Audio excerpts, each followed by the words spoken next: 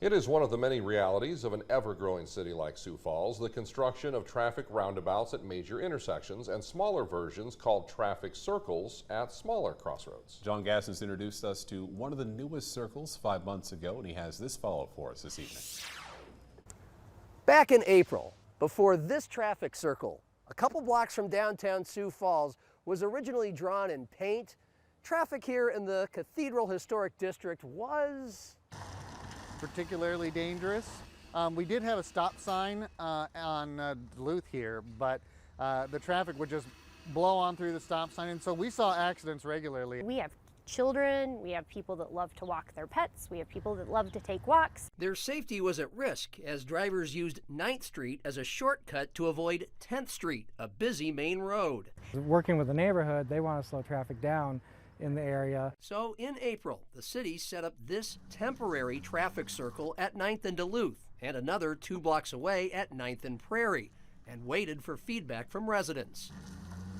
You know, there's some negative feedback, but it was overwhelmingly positive. I think the circles have been very effective. It's really slowed down traffic. It's caused, I think, fewer accidents. We haven't noticed one since they've moved in. Less people cutting through the neighborhood and using the other streets such as like 10th instead. After 4 months, the crew came back in early August to make, literally, a more concrete structure. What we had like that wouldn't hold up well during the winter. Next step, smoothing the edge of the outer circle with asphalt to make a ramp so bigger vehicles can drive up on it while smaller cars can't zip through the intersection. You can drive over it, but if you drive over it at a high rate of speed once, you're probably not going to drive over at a high rate of speed a second time.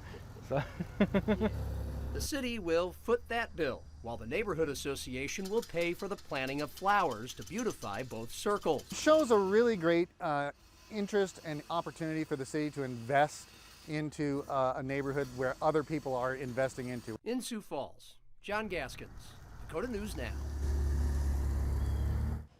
There are 3 traffic circles, including 2 on 9th Street. There are a total of 7 roundabouts in Sioux Falls. Harrisburg currently building a roundabout at Willow and Cliff, and Sioux Falls will be building a 95th and Westerns next year. For the full list, plus advice on how to safely drive through them, just take a look at this story over on dakotanewsnow.com.